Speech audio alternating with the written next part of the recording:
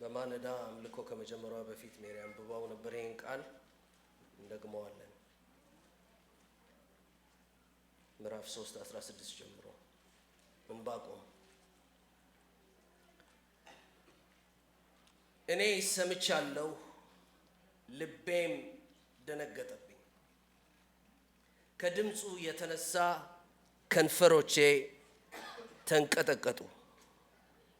መንቀጥቀጥ ወደ አጥንቶቼ ውስጥ ገባ። በስፍራዬ ሆኜ ተናወጥሁ። በሚያስጨንቁኝ ሕዝብ ላይ እስኪመጣ ድረስ የመከራን ቀን ዝም ብዬ እጠብቃለሁ።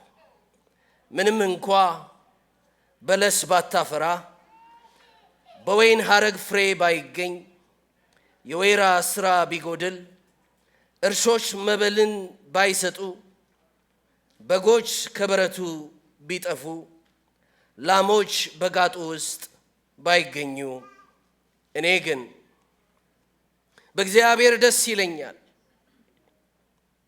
በመድኃኒቴ አምላክ ሐሴት አደርጋለሁ።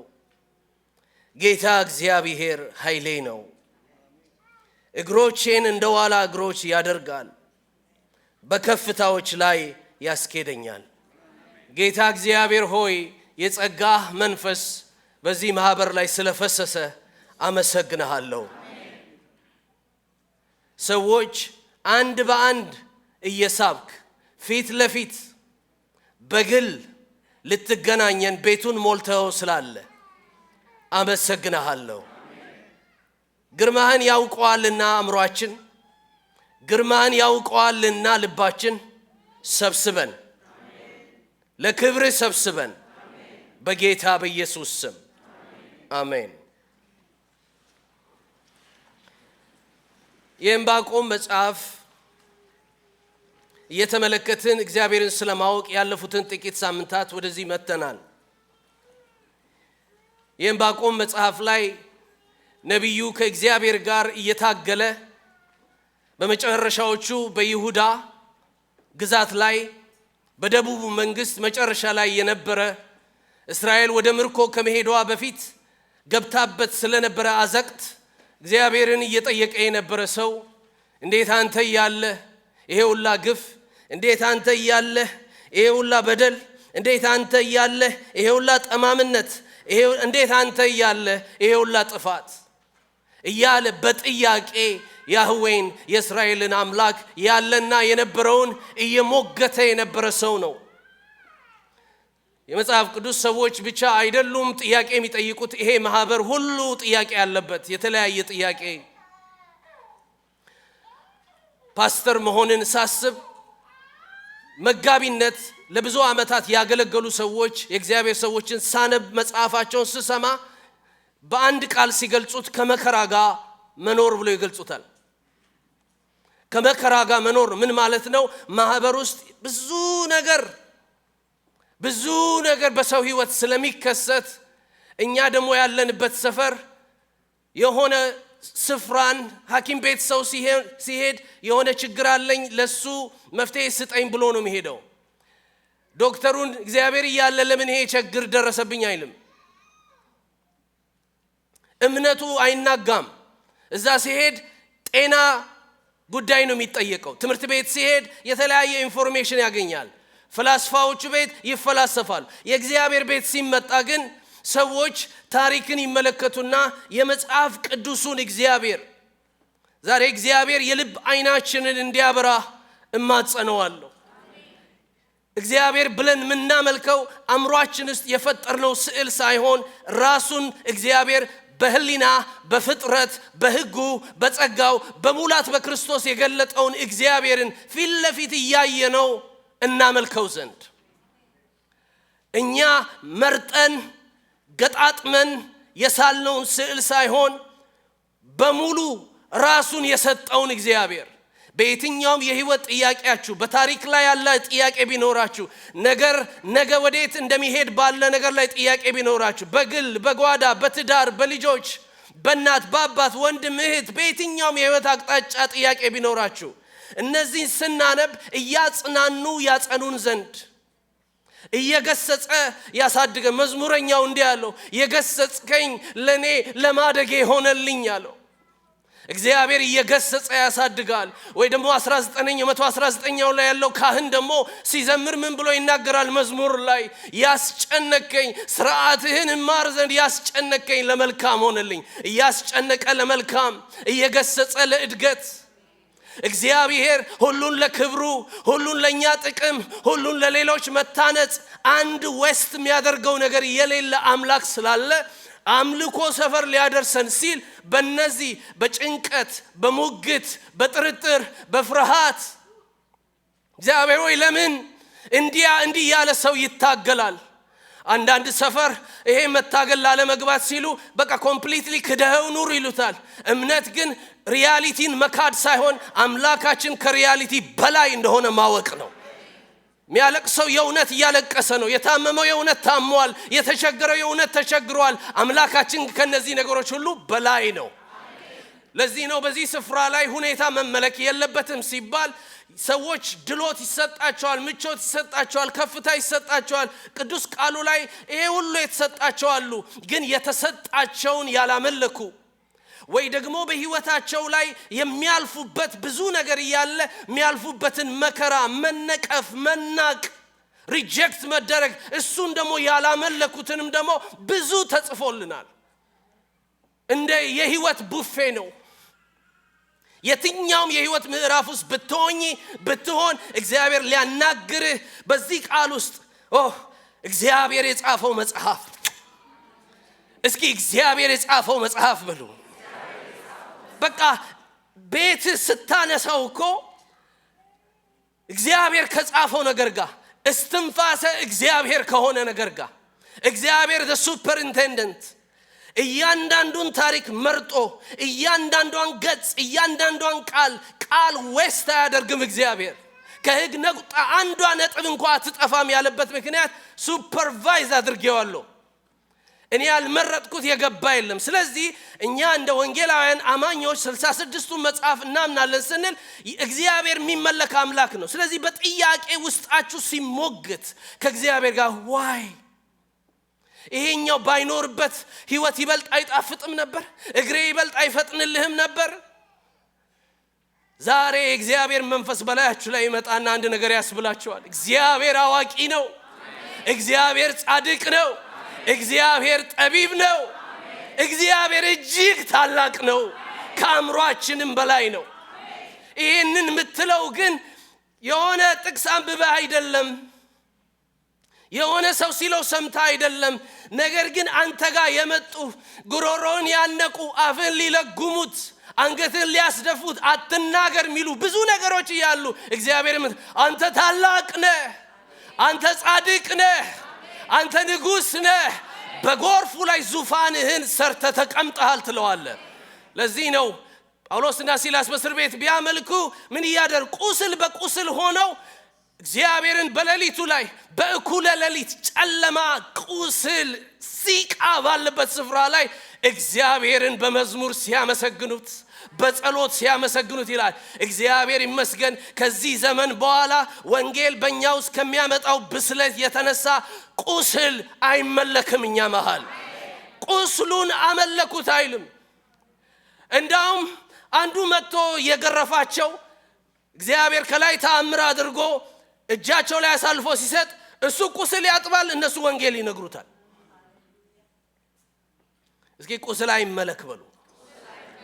የተመቸ የህይወት ምዕራፍ ላይ የሞገስ ምዕራፍ ላይ የሞገስ ወቅት ላይ እግዚአብሔር አምሯችሁን ባርኮላችሁ በብዙ እድሎች ባርኳችሁ እግዚአብሔር ፋይናንሻሊ ባርኳችሁ በተለያየ ነገር ያላችሁ አላችሁ። እናንተም ደግሞ እንደ አስቴር ትሆናላችሁ። አንድ እናት አባት የሌላት የተጣለች ባሪያ የሆነ ሰው የነበረች ድንገት እግዚአብሔር አንስቶ ንግስት አደረጋት። ንግስት ከሆነችበት ስፍራ ደግሞ ቁጭ ብላ ንግስት ከመሆን የሚበልጥ አምላክ ፊቷ ላይ ተደቀነ። መጽሐፈ አስቴርን መጽሐፍ ቅዱስ ለመክተት ብዙ ሰዎች ተቸግረዋል። የእግዚአብሔር ስም ውስጡ ላይ ሜንሽን አልተደረገም በሚሉ ለዚህ ነው ስለ ፕሮቪደንስ በመናወራ ሰዓት ጓንት ነው የሚታየው፣ ጓንቱ ውስጥ ግን እጁ አለበት። ታሪክ ነው ግን እግዚአብሔር አለበት። እንባ ነው ግን እግዚአብሔር አለበት። እግዚአብሔር አለ። ስለዚህ ስላለ ዕንባቆም ይሞግተዋል። ስለዚህ አስቴር ያደረገችው ምንድነው? በሞት እንኳን ልሙት አለች። ከንግስትነት የሚበልጥ ነገር አገኘች። ዲያስፖራ ከመሆን የሚበልጥ ነገር፣ አሜሪካ ከመኖር የሚበልጥ ነገር፣ ከመማር የሚበልጥ፣ ከማግኘት የሚበልጥ፣ ከትዳር የሚበልጥ፣ ከልጆች የሚበልጥ፣ ከሞቀ ቤት የሚበልጥ ነገር። እግዚአብሔር ፊታችን በሚደቀን ሰዓት ሰው ወደ እርሱ ይመጣል። ሲመጣ ግን እየተሳበ ነው፣ መለኮት ይስበዋል። ስለዚህ ዛሬ መለኮትነት ያንዱ ብቻ ስለሆነ መለኮት ያልሆኑትን ሁሉ ጣዖታቶች ናቸው። ሰው ይሁን ግዑዝ ይሁን ስታተስ ይሁን በሙሉ እንሽራቸዋለን። ዛሬ በኢየሱስ ስም ይሻር ከሕይወታችን ላይ። ምንሽረው ከምንድን ነው? ቦታው ለእግዚአብሔር ነው። ይህ ስፍራ ለአንዱ ነው። ስለዚህ ዕንባቆም ሬስ ስላደረገ ከእግዚአብሔር ጋር I don't get it አንተ ያለ እንዴት ሲለው እግዚአብሔር ግድ የለም ጆሮውን በጣም የሚደንቅ ነገር አይተው የሚገርም ነገር አደርጋለሁ አለው። ምንድነው የምታደርገው? ባቢሎንን አመጣለሁ። ደጋግሜ ነግራቸዋለሁ። ይሄን ስፍራ በባቢሎን አስተካክልልሃለሁ። አንተ የምታለቅስበት ጥመት፣ ግፍ፣ መከራ ሁሉ በዚህ አነሳዋለሁ። ታነሳዋለህ? አዎ። ይሄማ የባሰ ጥያቄን ጨመርክብኝ። ብዙ ሰዎች እኮ የመጽሐፍ ቅዱስን እግዚአብሔር ተምረውት ቢሆን ኖሮ ህይወታቸው በጥያቄ ተሞልቶ አይኖሩም ነበር። አምሯቸው ውስጥ ያለውን ግን ሰዎች እየፈሩና እየመረጡ እንደ ቻይኒዝ ቡፌ እኔ ይሄን አልወድም ፌቨሬቴ የሚሉት የገጣጠሙት የሆነ ሌጎ ነገር ነው። ስለዚህ ያቺ የምትወደውን የመረጣትን ቀጣጥለ ገጣጥመ አጠጋግተ የሰራው አምላክ አይደለም እሱ። እግዚአብሔር እኔ ማፍርበት ክፍል የለውም። እድሜን እግዚአብሔር ቢቆጥርልኝ ረጅሙን በህይወት የኖርኩበት እድሜ እዚህ መጽሐፍ ውስጥ ነው ያሳለፍኩት። እያንዳንዱ ገጽ ላይ ማየውን አምላክ አስበዋለሁ። እኔ ማይ ፌቨሬት ወደሚለው አልጣደፍም። ሚገባኝ ወደምለው ገባኝ አልገባኝ ይሄድና የሆነ ድረስ ይገባኝና አመሰግነውና ግራ ሲገባኝም ደግሞ በአምልኮ ቀጥላለሁ። አንድ ሰው እንዳለው ነው የትኛው ምዕራፍ ውስጥ ብትሆኑ እግዚአብሔር ታላቅ ነው። 3 አይነት ትዳሮች አሉ ብሎ አንድ ሰው ተናግሮ ነበር። ያገቡ፣ ያላገቡና ግራ የተጋቡ ብሎ በሶስቱም ውስጥ ያላችሁ ብትሆኑ እግዚአብሔር ታላቅ ነው። አንዳንድ ጊዜ ነገርን አብራርቶልህ አይደለም የሚገባ ግራ በምትጋባበትም ክሊር ባልሆነ አንደኛ እየተከሰተ ያለው ያህዌ የመረጥከን አምላክ ይሁዳ ውስጥ የሚከሰተው ነገር አይመጥንህም። እንዴት ይህ አንተ ባለበት ዩኒቨርስ ባንተ ፕላኔት ውስጥ አንተ በመረጥከው የኪዳን ህዝብ መሃል ይሆናል? እንደገና አልበቃ ብሎ ደግሞ ከኛ በከፋ ቆሻሻ በሆነ ከኛ ይልቅ ጣዖት አምላኪ፣ ከኛ ይልቅ እርኩሶች፣ ከኛ ይልቅ በቀልተኞች፣ ከኛ ይልቅ ጠማሞች ሰው አወዳድሮ እኮ ነው ጽድቁን በሆነ እንደገና ትቀጠናል ሲል እግዚአብሔር ያው ባለፈው እንደተነጋገርነው አንድ ነገር አለው። እግዚአብሔር በተቀደሰ መቅደሱ ነውና ስጋ ለባሽ ሁሉ በፊቱ ዝም ይበላል። እስኪ አንዴ ዝም በሉ። አንዴ እንደው ጮክ ብላችሁ አንዴ እስኪ ዝም በሉ። እስኪ ዝም ምንድነው የሚለው እግዚአብሔር? በቃ የኔ ዕውቀት አንተ የምታውቀው አይደለም፣ የኔ ምክር አንተ የምታውቀው አይደለም። ስለዚህ ባልገባህ ነገር ላይ እየተናገርክ ምክሬን አታጨልም። ባልገባህ ነገር ላይ እየተጨነቅ አሁን ህይወት የመጽሐፍ ቅዱሱን እግዚአብሔር the biblical God ደግሜ ላለው እግዚአብሔር እስትንፋሴን ላይ እስካቆየው ይሄን እድል ከናንተ ፊት የመቆምን እስከሰጠኝ ድረስ ስለዚህ አምላክ እናገራለሁ። ሙሉን የእግዚአብሔር ቃል ምክርን አስተምር ዘንድ እግዚአብሔር ጠርቶኛል። ሙሉን ፌቨሬት ነገር የለም። ስላልገባህ ያ ነገር አንተ እንዴት ነው እንዴ ለምን ግን እግዚአብሔር እንዲያረገ እሱን ይዘህ ወደሱ መሄድ አለብህ። እግዚአብሔር ማንንም አይመክረውም። እግዚአብሔር ራሱን የተደገፈ አምላክ ነው። ማንንም አይደግፈውም። በማንም ያልተደገፈ በራሱ የሚኖር ማንም የማይመክረው ማንም ምክሩን መንገዱን የማይመረምረው በጥበቡ ጥልቅ በእውቀቱ ባለጠጋ ከአእምሯችን ይልቅ ታላቅ የሆነ ስለዚህ ኤኒ ፔጅ የምታገኘውን አምላክ አዲስ ኪዳን ሆንክ በኢየሱስ ሆንክ ኢየሱስ ለኛ ምንድነው ያደረገው? ይሄን አምላክ እኮ ነው ለኛ የሰጠን። እሱ የማይታይ አምላክን ምን አደረገው? ተረከው። የኛ ያልሆነውን የኛ አደረገው፣ ያላወቅነውን አሳወቀን። እሱ ግን የሰጠን ያህዌን ነው። እኔን ያየ እሱን ያየ። እኔና አብ አንድ ነን። እኔን ብታውቁ አባቴን ባወቃችሁ፣ አባቴን ብታውቁ እኔን ባወቃችሁ። እኔ ካልሳብኩ ወደ አባቴ አትመጣም፣ አባቴ ካልሳበ ወደ እኔ አትመጣም። ስለዚህ ያህዌን ይዞ ሞገተው። ይህ እንዴት ሊሆን ይችላል አለው።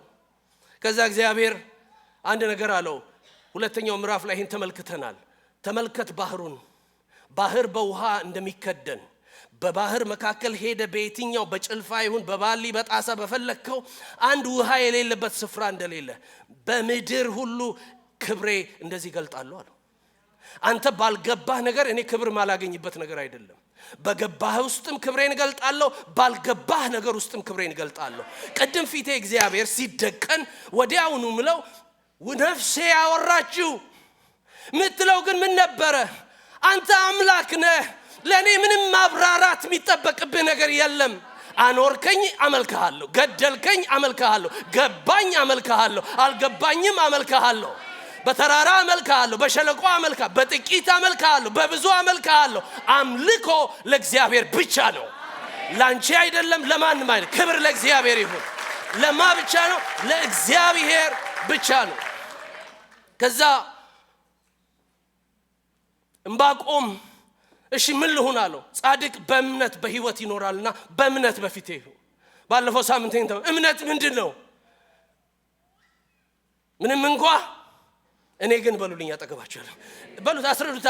ምንም እንኳን እኔ ግን ነው እምነት በሉት። በቃ ምንም እንኳን እዛ ጋር ለመድረስ ነው ዛሬ የምንማረው። ስለዚህ እግዚአብሔር አይኑን ከፈተለት።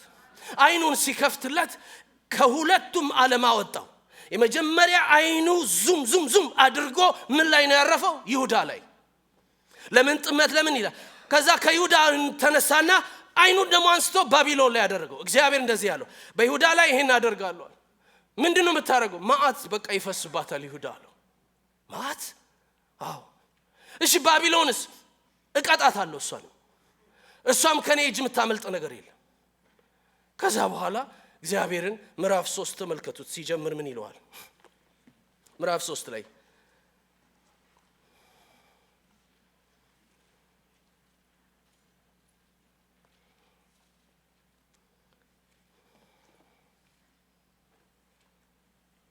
ሃሌሉያ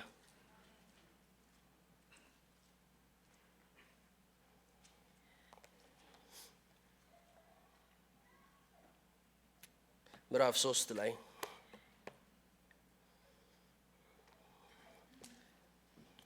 ፊደሎቹ እንዳይደንሱ ብዬ ወደ አይፓዴ ሊሄድ ነበር። እሺ ምዕራፍ 3 ቁጥር 1 ላይ የነቢዩ የዕንባቆም ጸሎት በምንድን ይላል? በመዝሙር አቤቱ ዝናህን ሰምቼ ፈራው። አምላካችን ባለ ዝና ነው። ምንን ፈራው? ዝናህን ሰማው ማለት ከዚህ በፊት ባህር ገጥሞ ባህርን ያረከውን አይቼ፣ ከዚህ በፊት ጠላቶች መተውብህ ጠላቶችን ያደረከውን ሰምቼ፣ በፊት የቆሙት የተቃወሙህን እንዴት እንዳወረድካቸው ሰምቼ፣ ዝናህ እስኪ አንዴ ዝናህ በሉት። አምላካችን ባለ ዝና ነው። ያልተገባው ማይወራለት ሳይሆን የተገባው ግን እየተወራለት ያልሆነ አምላካችን ባለ ዝና። ከዛ ምን ይላል? አሁን እግዚአብሔር አለው ክብሬን አገኛለሁ፣ አንተ ዝም በል፣ አንተ በእምነት ኑር፣ ጥያቄዎችን ሁሉ እኔ ፊት ጣልና ከኔ ጋር ኑር ተባለ። አሁን ዕንባቆም መስማማት ሊጀምር ነው። ዝናን ሰምቼ ፈራው። አቤቱ በአመታት መካከል ስራህን ፈጽም። ምንድነው እዚህ ጋር የሚለው ያለው?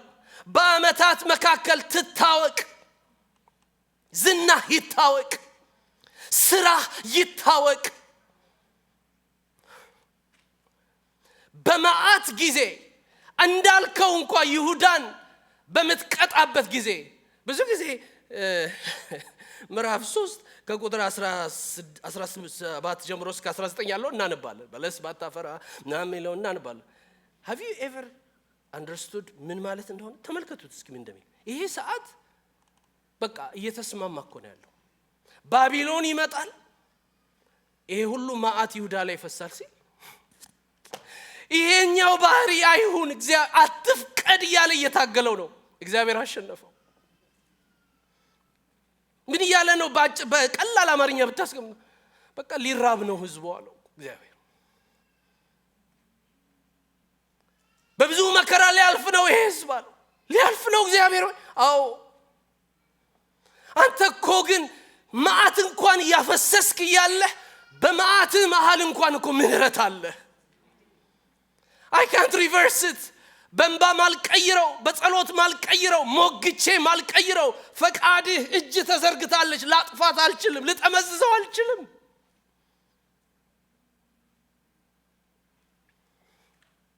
አባቶች ሲያውቁት እኔና እናንተ እንደምናስበው እግዚአብሔር ጉዳይ ተላላኪ አይደለም። እኔና እናንተ እንደምናስበው እግዚአብሔር ለኛ ደስታ የሚኖር አይደለም። እግዚአብሔር ቅዱስ ነው። እግዚአብሔር አይናችንን ያብራ። እግዚአብሔር አይናችንን ይክፈት። ኖ ማተር ምንም ነገር በህይወታችን ውስጥ ቢከሰት፣ መጠበቅ ቢሆን አለመጠበቅ፣ መኖር ቢሆን መሞት፣ ማግኘት ቢሆን እግዚአብሔር አምላክ ነው ሚል መገለጥ እግዚአብሔር አጥንታችን ውስጥ ይክተት። ስጋትን ይገድላል፣ ፍርሃትን ይገላል፣ ማጉረምረምን ይገላል። ይመገለጥ አባቶች ልክ ዕንባቆም እንደሞገተው ሙሴ ሞግቶታል፣ ጳውሎስ ሞግቶታል። ሙሴ እባክን ዘመኔን 120 ዓመቴን የኖርኩለትን ይህንን ምድር ስጠኝ ሲለው እግዚአብሔርም ዘዳግም ላይ እንደዚህ ያለው ደግመህ አታንሳብኝ ይሄን አለው ይላል ቃል በቃል። ከዛ ሙሴ ልክ የዕንባቆም እስማማለሁ ላይ ሲጀምር እሺ ማን ያወርሳቸዋል አለው። በቃ የራሱን ነገር ተወ። አሁን እግዚአብሔር ጋር የኔና የናንተ ኃጢአት የሸነገለው አእምሮአችን እኛን የሚመስል ነገር ስለሆነ እዛ ጋር ያስቀመጥ ነው። የሆነ ጽድቅ ሲባል የኛ ጽድቅ ነው ትዝ የሚለን። አባትነትም እናትነትም ምንም ቢታሰብ የኛ ወደሱ ነው የምናስበው። ይሄ ዲስቶርሽን ነው። እኛ በኃጢአት ተበክለናል። እሱ ኃጢአት ነክቶት አያውቅም። ኃጢአትን ሊመለከተው እንኳን አይችልም። ስለዚህ ሙሴ ምን አለው? አልገባም። አዎ አትገባም። ደግመህ እንኳን አታንሳው ይሄን። ምን ላድርግ ጌታ ሆይ? በቃ ማን ነው የሚወርሰው? እሺ ንገረኝ። የነዌ ልጅ ኢያሱ ላይ እጅህን ጫንበት፣ እሱ ያሻግራቸዋል፣ ያገባቸዋል። ጳውሎስ እግዚአብሔር ጋር ሄደ። ምን አለው? ሁለተኛ ቆሮንቶስ 12 ላይ 3 ጊዜ ይሄ ሾህ ከኔ ላይ ይነቀል ዘንድ 3 ጊዜ read it. what is your understanding? read it. መርጠን መጽሐፍ ቅዱስ እያነበብን ነው ብዙ ጭንቀታችን የበዛው። በእግዚአብሔር ቃል ያልታነጸ ማንነት፣ በእግዚአብሔር ቃል ያልተሞላ ማንነት፣ ምናመልከው አይናችንን ጨፍነን ምን ስለው የሆነ ነገር አጉድለን የሆነ ነገር ጨምረን የሆነ ነገር ቀንሰን ያለ የሆነ ስዕል ነው። ያ ወፍ ማባረሪያ አሻንጉሊት ነው እንጂ እግዚአብሔር አይደለም።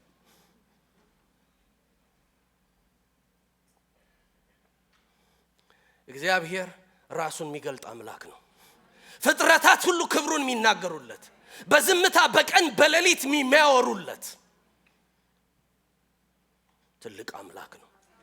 ስለዚህ ጳውሎስ 3 ጊዜ እሾክ ነው። እሾሁ ምንድነው? nobody knows that።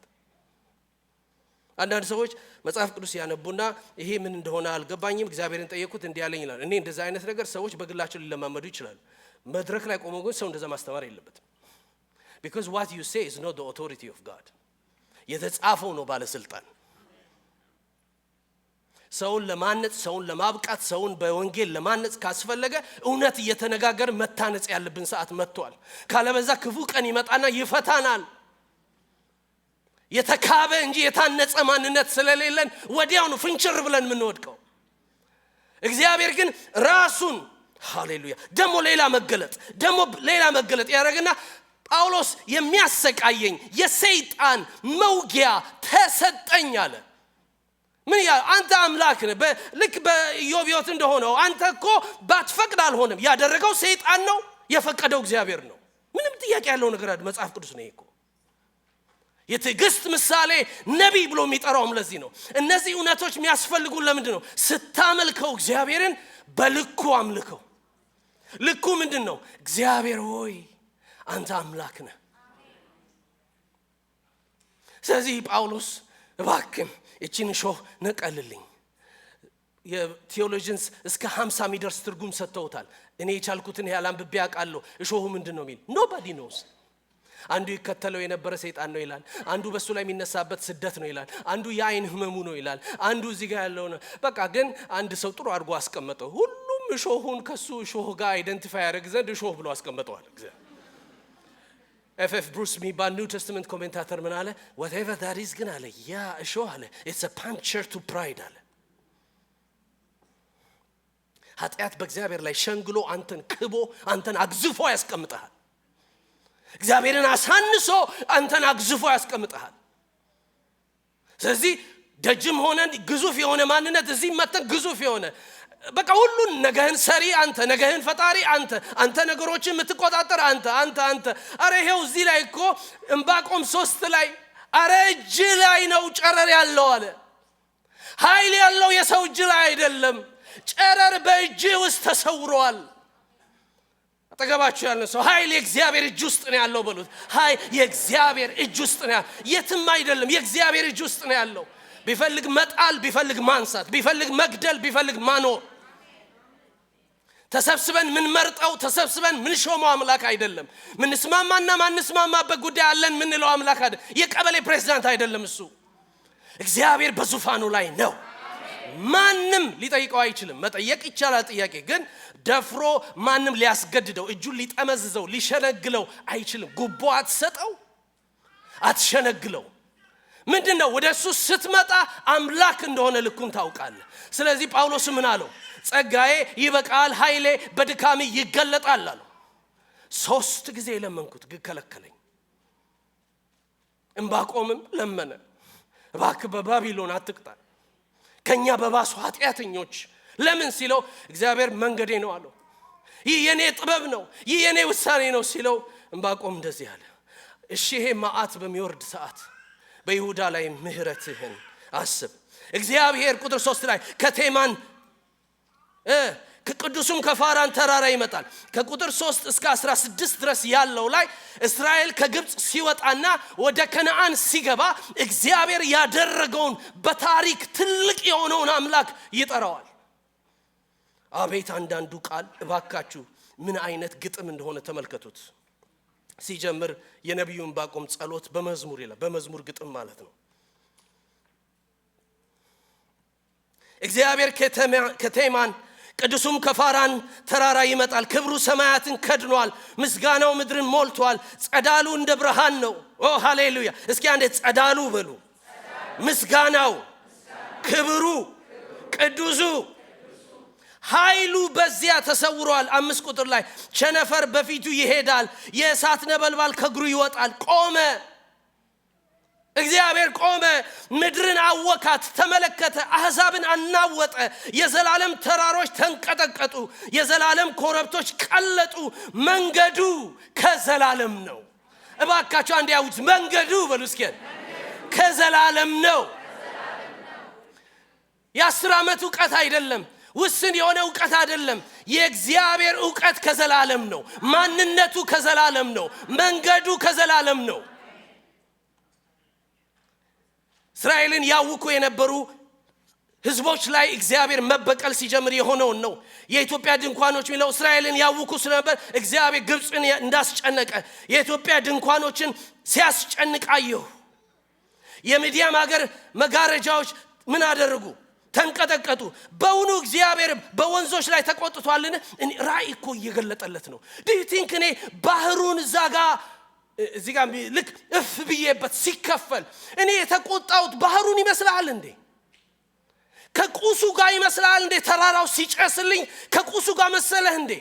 እኔ እኮ ህዝቤን እያሻገርኩ ነው። ውሃ ጋር አይደለም ጸቤ፣ ተራራው ጋር አይደለም። ገለጠለት። በቁጥር 8 ላይ በእውኑ እግዚአብሔር በወንዞች ላይ ተቆጥቷልን? አልተቆጣም። ቁጣህ በወንዞች ላይ፣ መዓትህ በባህር ላይ ነውን? በፈረሶች በማዳንህ ሰረገሎች ላይ ተቀምጠሃልና በቃል እንደማልክ መቅሰፍትን አወጣህ ቀስትህንም ገተርክ። እኔ አሁን ይሄን ስል God is a warrior አሁን ማየው እግዚአብሔር በቀልን ለበሰ ጸዳሉ ያበራ ነው በግርማ ሆኖ ቀስትህን ለጠጥክበት ወደ ውሃው አለ። እስኪ አንዴ እግዚአብሔር ተዋጊ ነው በሉ ስሙም እግዚአብሔር ነው በሉ። ልክ እኮ ማምለክ ስትጀምር እኮ ፈቃዱ በሆነ ነገር ውስጥ ልክ አላይን ሲያደርግ ውስጥ ስብስብ ስትል እኮ ያኔ አትፈልግም አንተ ጨረስክ ማለት ነው። እግዚአብሔር ይዋጋል እግዚአብሔር ይወጣል። ግን አንተ እሱ ጋር ስትመጣ ጌታ ሆይ ሙግት በቃኝ መነዝነዝ በቃኝ መጭቅጨቅ በቃኝ መጣላት በቃኝ መታገል በቃኝ ማጉረምር የከፋውን ነገር ከዛም የበለጠ ማክፋት ብቻ ነው የሚችለው። መካድ ተስፋን ነው የሚቀማ ጭንቀት በሽታ ነው የሚጨምርብህ የሚበጀው ማወቅ ነው። ስለዚህ ይታወቅ ይላል ምህረት ይታወቅ ዝና ይታወቅ ስራ ይታወቅ ክብር ይታወቅ ጸዳል ይያለ ጌታው ይታወቅ። እሺ መቅሰፍትን አወጣ ቀስትን ገተርክ ምድርን ሰንጥቀ ፈሳሾችን አወጣ። እንደው አንዳንዱ ነገር በስል ውሃ አወጣ ከሚል እግዚአብሔር ቀስትን ገትሮ ያንን አለት እንደዛ ነው እንዴ ተረተረው? እግዚአብሔር ተዋጊ ነው። እስኪ መንገዱ ብዙ ነው በሉ ኃይሉ ብዙ ነው በሉ። እሺ ተራሮች አንተን አይተው ሃሌሉያ ተጨነቁ። የውሃ ሞገድ አልፏል ቀላዩ ድምጹን ሰጥቷል እጁን ወደ ላይ አንስቷል። ፍላጾች ከወጡበት ብርሃን የተነሳ ከሚንቦገቦገው የጦር ጸዳል የተነሳ አምላካችን የሚንቦገቦግ የጦር ጸዳል ያዘ ቀስቱን የገተረ ጸዳሉ የሚያበራ ቅዱስ አምላክ ፀሐይና ጨረቃ በመኖሪያቸው ቆሙ። ኢያሱ ትቁም ስትል ምን ሆኑ?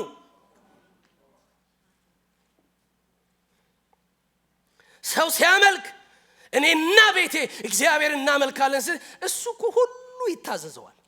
ፍጥረትን ያቆማል ከፈለገ። ለሕዝቅኤል እንዳለው ጥላውን ወደ ኋላ መመለስ ይችላል። ጥላን ወደ ኋላ መለስ ወንዝን ወደ ላይ ማፍሰስ ይችላል። እስኪ ለእግዚአብሔር በሉ አንዴ የሚሳነው የለም። ይሄ አእምሯችን ውስጥ ለቅመን ያስቀመጥነው ስዕል ብቻ እናጥፋ። አይበጅም እሱ። ከራስ ጋር ራስን የዋሹ ራስን የካዱ ህይወትን መያዝ ህይወትን መቋጠር ማይችል የተበሳሳ ጣሳ ነው እሱ። 10 ሜትር ሳትራመድ ነጥፏል። ለምን? እግዚአብሔር ራሱን በገለጠበት መንገድ እሱን ለመቀበል በመገለጥ ብቻ ነው የምትቀበለው። ማለት ህይወት እንደዚህ ነው ግን እሱ እኮ ቢጨመርበት ደግሞ አሪፍ ይሆናል አይደለም እኮ እሱ። ራስን ጥላ ቤትን ጥላ ሁሉን ጥላ ከዛ ተከተለኝ ሲል እኮ ይሄ መገለጥ የሚጠይቅ መከተል ነው። በምድር ላይ በመዓት ተራመድ አሕዛብን በቁጣ ሄድሃቸው። ህዝብን ለመታደግ የቀባውን ለማዳን እስራኤል ነው የተቀባ ተብሎ የሚጠራው። ወጣ የኃጢአተኛው ቤት ራስ ቀጠቀጥክ መሰረቱን እስከ አንገቱ ድረስ ገለጥ። ያለቆች ራስ በገዛ በትራቸው ወጋ እኔን ይበትሉ ዘንድ። እንደ አውሎ ንፋስ መጡ ችግረኛውን በስውር ለማዋጥ ደስታቸው ነው። ፈረሶችን በባህር በብዙ ውኆች ላይ አስረገጥ። እግዚአብሔር ተዋጊ ነው። እኔ ሰምቻለሁ ልቤም ደነገጠ። ምን ማለት ነው? he encountered him ኢዮብ እንዳለ የታል ባገኘሁትና በጠየቅኩት ሲል እግዚአብሔር ምን አደረገው?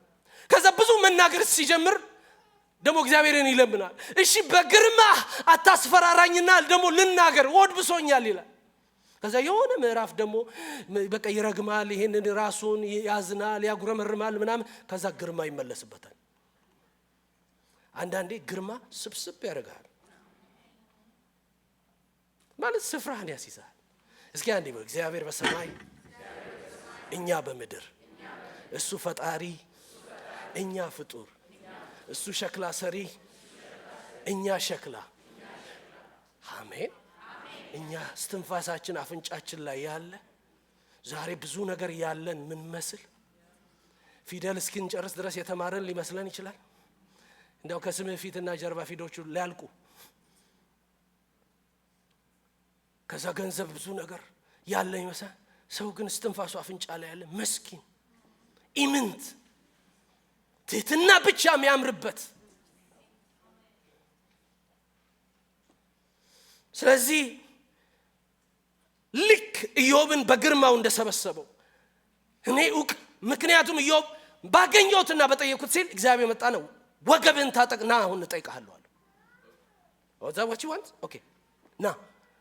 በጣም የሚገርማችሁ ኢዮብ ፊት ለፊት ሲያገኘው እግዚአብሔር ራሱን የገለጠለት። ምክንያቱም ኢዮብ ነጥብ በነጥብ ጥያቄን ስለመለስክልኝ አመሰግንሃለሁ አይልም። አይኔ አየች ነው ያለው። እስኪ በሉት አንዴ አየው። ብዙ የቀበራቸው 10 ልጆች አሉ። ያጣው ጤና፣ የሚስት እምነት ለቆታል፣ ንብረት ሸሽቶታል፣ ሁሉ ጓደኛ ዋሽቶታል፣ ሰድቦታል። ምንም የለም ውስጡ። ቅንነቱን ግን አልጣለም። ስጋዬን በጥርሴ ይነክሳለሁ ቢገለኝም እንኳን እጠብቀዋለሁ ብሎ ጠበቀው። ታጠቅበላለው አስታጠቀውና ገለጠለት ራሱ። ወዲያው እንደዚህ አለ፣ እኔ ዕውቀት በጎደለው ቃል ምክርህን አጨልሜያለሁ። ልናገረው ማይገባኝ ነገር ተናግሬያለሁ። ራሴን እንቃለሁ፣ እጄን በአፌ ላይ እጭናለሁ። መስማትንስ በጆሮዬ ስላንተ ሰምቼ ነበር። አሁን ግን አይኔ ያየች ሁሉን ታደርግ ዘንድ ቻይ እንደሆንክ ሐሳብህም ይከለከል ዘንድ እንደማይቻል አወቅኩ። አንዴ እስኪ አወቅኩ በሏል። አወቅኩ። ቢባርክህ ሰግተህ በረከት ላይ አትቀመጥም። የሆነ ጨለማ ምዕራፍ ውስጥ ብታልፍ ያ ጨለማ አምላክህ ሆኖ አታመልከውም። መለኮት ስላልሆነ አይመለክም። ታዲያ ማን ነው የሚመለከው? እግዚአብሔር ብቻ። ጌታ ኢየሱስ ክርስቶስ ለሳምራዊቷ ሴት እኛ ለምናውቀው እንሰግዳለን። ስግደት በእውቀት ይቀድመዋል ስግደትን። ለምናውቀው እንሰግዳለን አለ። እውቀት ኢዮብ ምን አወቅኩ። አሁን ምን እንደሚልም ባቆም ስሙ ሰምቻለሁ፣ ልቤ ደነገጠብኝ፣ ግርማ አገኘው። አንዳንዴ እኮ ጉባኤ መሃል do you know that እግዚአብሔር ጆሮአችሁን ይስጠኝ። እኔ አላውቅም ማን እንደሚሰማ፣ ግን the whole point ቤተክርስቲያን መጣው ከሱ ጋር ለመገናኘት እንደሆነ ማለት መዝሙር መሃል እኮ ነፍሴ እኔ የታል እኮ ነው የምትለው። ስብከት መሃል የታል እየተናገርኩ ፈልገዋለሁ፣ እየሰማው ፈልገዋል፣ የሚጸልየው ሰው እየጸለየ ፈልገዋል። በቃ ነፍሴ አይመጣም ልክ እሱ ጋር ካልተነካካች። ምክንያቱም በብዙ መከራ በምድር ያለን ልናልፍ እንችላለን። እግዚአብሔር የሰጠን ነገር ግን ህልውናውን ነው። you can enjoy his glory። አሁን ተመልከቱ፣ መጣ ሙሴ እሺ እንዳለ፣ ጳውሎስ እሺ እንዳለ፣ ዕንባቆም እሺ ሊያደርገው፣ ኢዮብም እሺ እንዳለ እኔ ሰምቻለሁ፣ ልቤ ደነገጠብኝ፣ ከድምፁ የተነሳ ከንፈሮቼ ተንቀጠቀጡ፣ መንቀጥቀጥ ወደ አጥንቶቼ ውስጥ ገባ፣ በስፍራዬ ሆኜ ተናወጥኩ። በሚያስጨንቁን ህዝብ ላይ እስኪመጣ ድረስ what he said he will do ባቢሎንን ይበቀላል፣ በመዓት መሃል ይሁዳንም ደግሞ በምህረት ያስባል። እግዚአብሔር ጻድቅ ነው። የመከራ ቀን የቱ ቀን ነው? የመከራ ቀን በቃ ይሁዳ ትታኘካለች ያለው ነብዩ እንደገለጸው አንበሳው በልቶ ለድቡ ደግሞ ሸሽቶ ቤት ሲገቡ ግርግዳ ሲደገፉ እፉኝት ነደፋች፣ ተቀባበሏቸው፣ ተረባረቡባቸው፣ አኘኳቸው። ያ ቀን ላይ አለ በመከራ ቀን ዝም። ምን ማለት ነው? ይሄ ሰው እኮ ከእግዚአብሔር ጋር ነው። እግዚአብሔር ግን ከአንድ ሰው ጋር አይደለም የሚሰራው፣ ከማህበሩ ጋር ነው። ስለዚህ እኔ ዝም እላለሁ። በቃ አንተ ለምን ዝም ትላለህ የነበረው አሁን ዝም በል እግዚአብሔር አለ ስላለው ዝም እላለሁ። ስለ ሁሉ ነገር ዝም እላለሁ። ከኔ አንተ ታውቃለህ፣ ከኔ አንተ ትልቃለህ። ከዛ እንደዚህ ይላል ምንም እንኳን 17 ቁጥር በለስ ባታፈራ ምን ማለት ነው? የእስራኤል ህዝብ ሊራብ ነው አሉ። በቃ በሲምፕል ወርድ ሊራብ። ይሄ የለመዳችሁት ነገሮች ሁሉ ይለወጣሉ አለ። የለመድከው ምንድነው? የወይራ ስራ ሳይጎድል እርሾች መበልን ሲሰጡ በጎች ከበረት ሲኖሩ ላሞች በጋጡ ሲገኙ ይሄን ነው የለመድከው። እነዚህ ማይሆኑበት ጊዜ ይመጣል። የወይራ ስራ ቢጎድል እርሾች መብልን ባይሰጡ በጎች ከበረት ቢጠፉ ላሞች በጋጡ ባይገኙ እኔ ግን አንዴ የጉባኤ እኔ ግን በሉ እስኪ ገባኝ አልገባኝ ምንድነው አመልከዋለሁ። እኔ ግን በእግዚአብሔር እስኪ እንደው በእግዚአብሔር ፊት ቆሙ አንዴ። ሃሌሉያ ኦ ክብር ለኢየሱስ ይሁን። ኖቴም ጋር መሄድ አልቻልኩም። እኔ ግን በሉ እስኪ አንዴ ምንድነው ያለው? እኔ ግን እንዳው ትጮውና ታውጁታላችሁ። እኔ ግን በሉ እስኪ በእግዚአብሔር ደስ ይለኛል፣ በመድኃኒቴ አምላክ ሐሴት አደርጋለሁ። ጌታ እግዚአብሔር ኃይሌ ነው፣ እግሮቼን እንደ ዋላ እግሮች ያደርጋል፣ በከፍታዎች ላይ ያስኬደኛል። እጃችሁን አንሱት አንሱት። በእውነት አይናችሁን ጨፍናችሁ በዚህ አምላክ ፊት ኖ ማተር እንደወደድክ ዝጋው የኔን ታሪክ እንደወደድክ ጌታ ሆይ ሰው የሚገባው አርገው አልልህም። እኔ እንደመረጥኩት ይሁን አልልህም። በመረጥከው ክበር በህይወቴ እኔ ጌታ ውሃ ባህርን እንደሚከድን ባንቺም ባንተም በዚህም በዛም እከብራለሁ እከብራለሁ። አሁን ዝም ብላችሁ አስቡ። ያንቺ ህይወት ከዚች ሰከንድ አንስቶ እስከ መጨረሻው አስተንፋስሽ እስትንፋስ ድረስ እንዴት ነው ሊከብር ያለው? ተውለት ለሱ ያውቃል። እስኪ ይሁት ጌታ ሆይ ታውቃል። እንዴት ይሁን ልትከብር በእኔ ያሰብከው? በምንድነው መክበር ያሰብከው? ክበር ክበር ክበር። ልጠመዝዘው አልቻልኩም እጅህን፣ ላጥፈው አልቻልኩም እጅህን፣ ላስለውጠው አልችልም። ከኔ ትበረታለህ፣ አሸናፊነት አሸንፈኛለህ። ዛሬ ስጋቴን ግደለው ጌታ ሆይ፣ ዛሬ ፍርሃቴን ግደለው ጌታ ሆይ። መለኮት ያልሆነው ጣዖት ሁሉ በእሳት ይበላ፣ አሁን ይበላ። ጸልዩ፣ እግዚአብሔር ያደርገዋል። መለኮት ያልሆነ ግዑዝ ይሁን ሕያው ይሁን ሰው ይሁን መላእክት ይሁን እንስሳ ምግብ መለኮት ያልሆነ ሁሉ ከልባችን ዙፋን ላይ የተገረሰሰ ይሁን፣ ይገርሰስ ዛሬ። ምቾት ይሁን መከራ ማት ቢሆን አይመለክም፣ ቁስል ቢሆን አይመለክም። አፌ በጎነትህን ያወራል።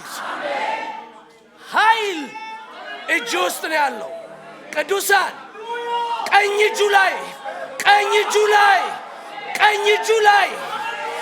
እጁ ላይ ጨረር ይወጣል።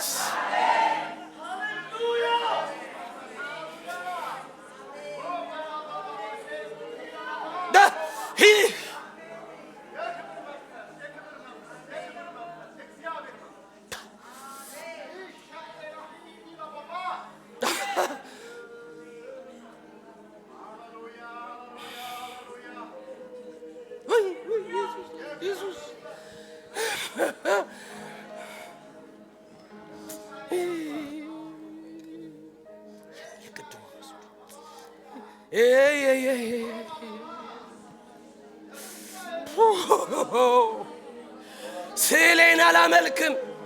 ስሌ መቀየር ካለበት ይቀየር። ምኞቴ መቀየር ካለበት ይቀየር። ልመናዬ መቀየር ካለበት ይቀየር። የማይለወጥ እግዚአብሔር ነው። መንገዱ ከዘላለም ነው። እጆች አንሱ፣ አምልኪው፣ ይገባዋል። ሁልጊዜ አመልክሃለሁ። ሁላችሁ አምልኩት፣ ክብሩ ሞልቶታል ይህን ቤት። ደግሜ ባነሳ እኔ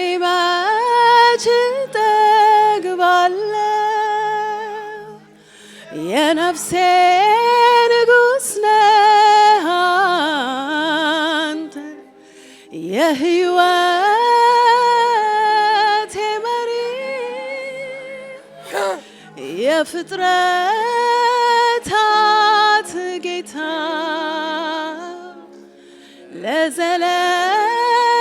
ለዘለዓለም ነዋሪ እኔ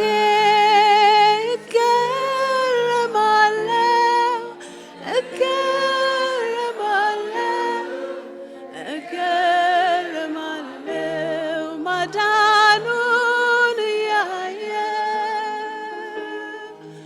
እኔ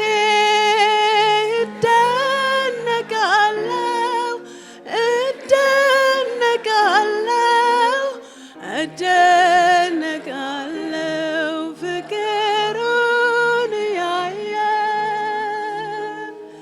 የሕይወት ምንጭ ኢየሱስ ሁልጊዜ